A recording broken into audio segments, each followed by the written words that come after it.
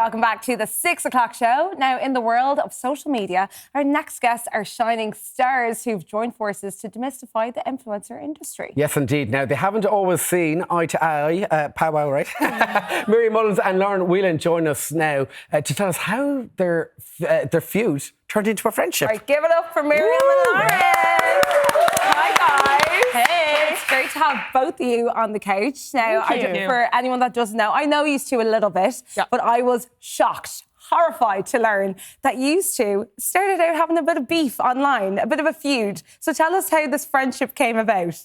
Do you want to go? Okay, I'm going to tell you. Basically, I was in a content house back in 2020 and Miriam wasn't. And she made a video basically saying, the house is a bit boring. So then me in the house being like, who do you think you are? And blah, blah. So we had like a back and forth like spat. It was on Instagram Live. It was on TikTok, YouTube videos, back and forth. Very mortifying. We had nothing better to be doing, I think. Because it's out there for everyone to see. Oh, it's still up. Yeah. Like, our brains in lockdown. Like, was it called the Goat House? Yeah, well, it was the Goat and then it was the Go. I don't know. Okay, yeah, it was a lot. But then basically afterwards we just rang each other and we've been friends ever since. Yeah, we were like, why did we do that? Yeah, why did we do that? So from there, you managed to become great friends. Yes. Yeah. And from that stemmed your wonderful podcast, Under the Influencer. How did that all come about? So I was working in radio and I was like, I'd love to do a podcast. And I was kind of like talking about it because I love doing radio. Like, it's so much fun. And I was kind of like approached to do it. And then I was going to do it on my own. And I said, you know what? I think a co-host would be such a good idea. So Lauren was the first person that popped into my head.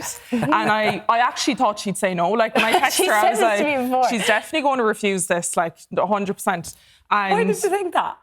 I don't know. I don't know. Yeah, when you said me, I was like, why would you think I'd say no? Yeah, I don't know. Maybe I'm insecure. I don't know. But I just messaged her and I was like, look, do you want to do a podcast together? I think it would be really cool. And like, podcasts are really like the way to go now. Yeah, You get such great opportunities out of it because with TikTok in Ireland, like, we can't make any money off TikTok, unfortunately. Like, there's no creator fund or anything. So you just have to keep moving with the times. Yeah. And I just thought a podcast together would be so good. And we've so much history as well. So there's so much to talk about. So much to spill. So there we have it, Under the Influencer, Lauren. How did the name come about? Where did you come up with it? I don't like. I think I came up with the name, but I feel like I was just like, influence, and I was like, Under the Influence, and then it was very much just like, do we like this? Yeah, that's it. Some of the names that we had on that list, God, I don't even want to know. No. Well, I love that your phrase is the only UTI you'll need every week. Yeah. I'm so here for that. Good. Okay, moving on then. Together, you two on TikTok have a combined following of almost 4 million people, which is huge. Like, you're probably the most followed people in Ireland right now. What challenges do you think this can bring? Lauren, I'll go to you first. Well, I definitely a lack of privacy. I find, like, obviously we put a lot of our lives online, but we choose to like put out a certain amount, but then people want to know more always. So yeah, that's like a big factor in people asking questions, people thinking they know everything as well. Miriam's had issues with people showing up to the house and stuff. You have? Yeah, but I think like when you put yourself out there and you're like a normal person posting videos, people think that they can do that. I think people don't understand the boundary sometimes, but you just have to learn to like deal with it and, figure out methods to kind of like... Absolutely. Miriam, you actually studied this in college because you studied creative digital media in the Munster Tech University. So you were prepping for this for a long time. Yeah, like I always had an interest in media, like, TV presenting, films, like all that kind of stuff. So I did film, like cinematography and all that in college, editing videos, like photography. So like my course is a bit of everything. So I got to like get a feel for everything. And when I came out of it then, I just took a year out. I went traveling and then I just decided, I think social media is like what I want to do because I just love it. Like it's great. Yeah. And then kind of in a similar fashion, you would have done this in college. Like you've always sort of had an interest in media, haven't you? Yeah, I studied media and public relations in college and it was kind of a last minute change of mind. So like when I was in school, like going into my Leaving Cert, I never actually had to sit my Leaving Cert because it was 2020, COVID, thank God. But I like changed my mind like last minute. I wanted to be a physiotherapist. I was never going to get the points for that. I don't know what bug was in my brain. I was never going to get those points. And then last minute, I changed it to media and PR. And I was kind of doing a little bit of influence in like up until that point. So I had like 250k by the time COVID came around, and then I just kind of pumped out the content then when I was like during COVID because there was nothing else to do. Well, I think now when you look at the world of influencing, it is relatively a new industry, but it is growing. We're seeing people grow businesses out of it, buy houses, have families on that sort of income. And many people now are citing influencer as the job they want the most after leaving school. So just with the insight you guys have, is this an industry you'd recommend, Lauren? 100%. Like, this is the best job in the world. Obviously there's pros and cons with every single job, but I think for us, like, the pros absolutely outweigh the cons. And I feel like as a generation, like, we're becoming like more accepting of these types of jobs, like creative jobs, where I feel like back in the day, like, our parents or grandparents would be like, no, you need to do something like steady and like, go to college, like do your 9 to 5. Whereas like now people are more accepting, like, follow your dreams, go for it. If it doesn't work out, it doesn't, but at least try it. But Miriam, I suppose as more people now move into the industry, do you think it needs to be more heavily regulated? Yeah, 100%. I think there's not a lot of, like, especially on TikTok, it's still so new that, like, there's not a lot of, like, regulations and stuff like that, and how to, dealing with, like, hate now and stuff like that. But, like, there is ways, like, I filter a lot of my comments. Like, if people comment a certain word, you can just filter it out so that people can't comment it and stuff. Blocking accounts. Blocking is, like, my favourite thing ever. Like, That's not my favourite button. Mute.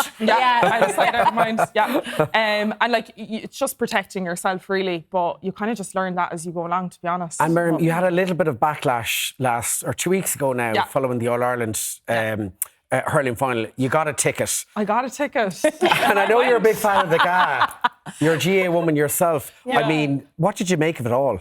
Well, the game itself was unreal. I was so grateful to be there. My county Cork were in it, and they haven't been in All-Ireland in years. So it was great to be there. And like, I play Club GAA, I pay a membership. I feel like I deserve to be there like anyone else, other 80,000 people that were there. But I think, unfortunately, when people see influencers being like brought things and gifted things, they just don't like it. And I kind of understand where people are coming from, but also they need to understand that I'm a human being as well. And like, just because I went to a match, I don't think I deserve the backlash. But look, because we got it a little bit with Taylor Swift as well. We did, Because obviously there is a lot of perks that come with the job. Yeah. So just to put it out there, I'd say, what would be the top perk for you? Like something that you've experienced in the last few years of your life?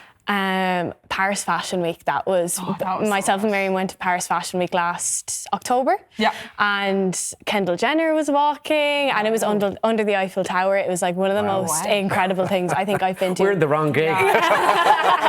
No, absolutely. That was the most incredible thing. They were just meters away from us. It was crazy. Like Kris Jenner was like right there. I was like, oh my God. Yeah. Miriam, you recently got engaged to your wonderful fiancé all the way in South Africa. Yeah, I don't have the nails done now, so there you go. There's the ring. But no, we got engaged a couple of months ago, and it was such a shock. Like, I wasn't expecting it, but it was so lovely. We were over there on holiday, just visiting his family. And we have pictures there, Miriam. What's the story behind this video? Because like you had the camera popped up there, so like, how did he fool you? So there's this trend on TikTok where you like film your outfits every night. So you like clap hands or whatever. So we'd been doing that like the whole couple of nights before. So I had no idea. Like, I was like, oh yeah, we're doing it again. But he brought me to this, because normally we do safari when we're over there, but he brought me to like a hotel instead, like it was in front of the sea and stuff. It was so nice. And I don't know, like the staff and stuff were acting a bit weird. Like the bedroom was like, what's going on here? What's going on? But and Tian was stressed because the weather was so bad that day, and he wanted to do it in front of Table Mountain in Cape Town.